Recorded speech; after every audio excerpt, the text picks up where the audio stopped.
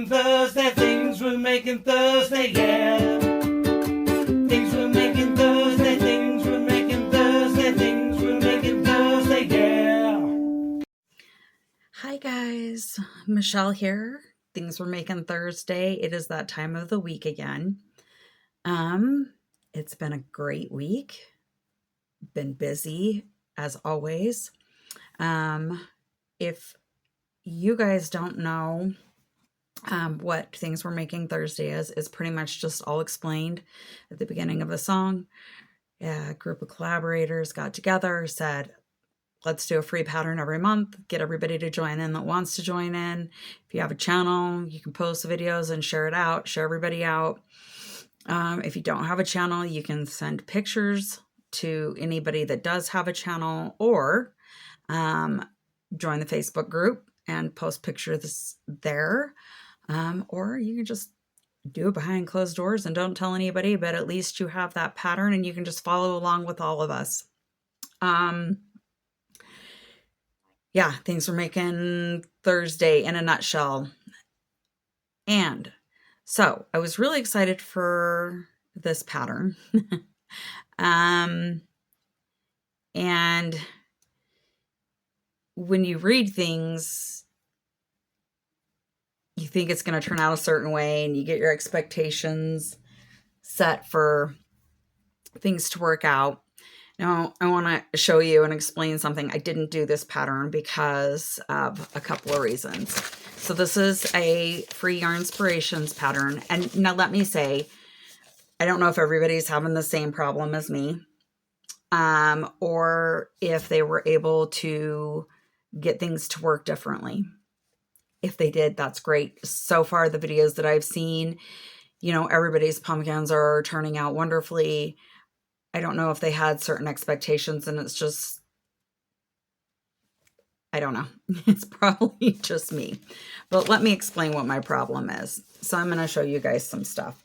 So on the pattern right here, it says we're supposed to use a crochet hook it's a G, 4.25 millimeter. And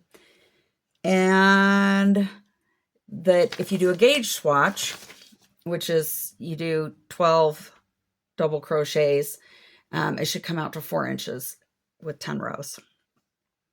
And I did swatch it and I was like, well, this is not turning out exactly how I thought. So let's just go ahead and start the pattern.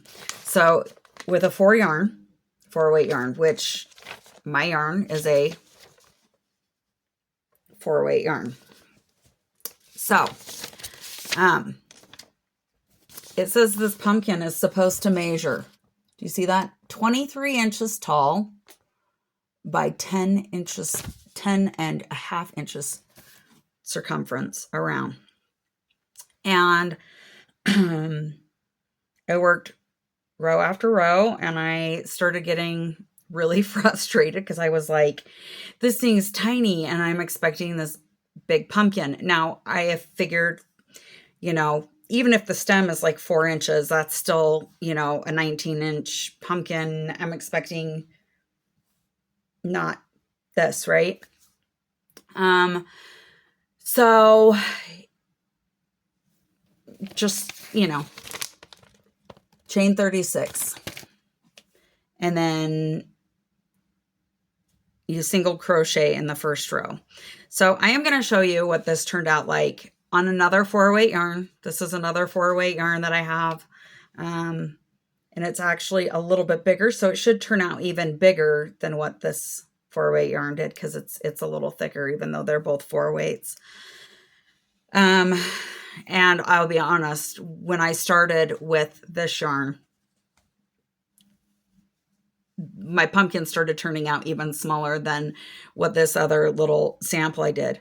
So here I have like maybe a 12-inch piece of a chain, single crochet and double crochet. And then this is repeating. This is supposed to repeat.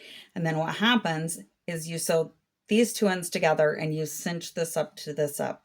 So you're looking at a pumpkin that is maybe it's probably going to be about 6 to 8 inches tall without the stem if I continued with this pattern. Well, that's not what I wanted. I wanted a big pumpkin. I wanted like a life size pumpkin that's for carving, you know, in yarn form.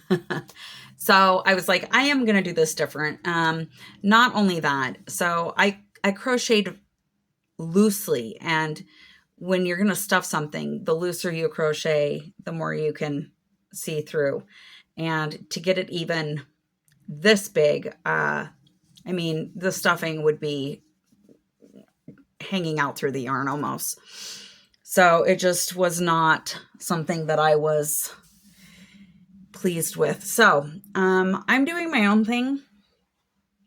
And it's going to turn out different. I'm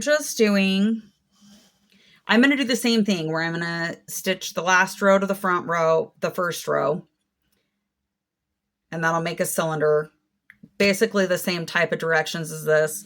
And then I'm going to weave in the bottom and cinch it closed like a sack, and then stuff the top and then cinch it closed like a sack, and then do the stem from the top up there.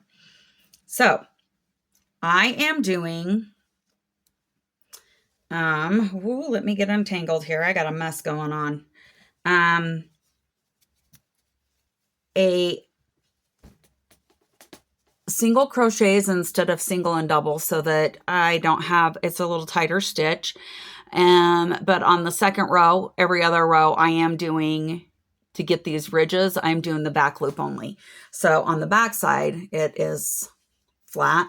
It doesn't really look all that flat, but it is. It's more flat than the ridged side on this side. It's hard to see with the striped yarn. Let's see if I can. Oh, you can't. Now I'm just wiggling the camera. I'm going to make you guys sick. So I like the way this yarn is working up. I do have a question. Now, before I say anything, you know, if Michi's watching this video, I love this yarn. Don't get me wrong. And it has nothing to do with her. But this Hirschner's worsted Halloween sparkle yarn, I want to know if anybody else is having the same things happen with it. You know, the white is very pink in spots where the purple has bled. You don't see it from the outside, but I started from the center pool. And I expect that when, you know, there's color changes, you can see here, the orange overlapped the green, and so it's like a darker color. Here, where the purple overlapped the orange, is red. And there's spots like that. But on this last, let's see if I can find it. There it is. On this last row of purple. I don't know if you guys can see on the camera how it is. The orange, they over-dyed the orange clear from there to here. There are spots, those dark spots are brown, and the rest of that is like a maroonish, reddish, orange over, or purple over orange color. So it stands out. You can't see it as much on the camera. Maybe if you compare this row to that row, you can on the purple. Has anybody else had this yarn? Is that just something that is pretty typical with it from the color changes? I just thought it would be actually just pretty blunt from one color to the next, maybe. And like, you know, the smaller overdyes and stuff, but that is over 2 feet when it's stretched out. There's over 24 inches of yarn that is like reddish, brownish. There have been a lot of broken, I mean, I'm talking broken spots in the yarn where it looks like it was just pulled to the point where it stretched out and is only hanging by a couple threads from one end to the other. I don't know if I just got like a bad ball and stuff.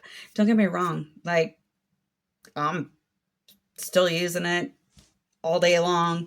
I still love the colors. I just didn't know if that was something that was typical with this yarn or not.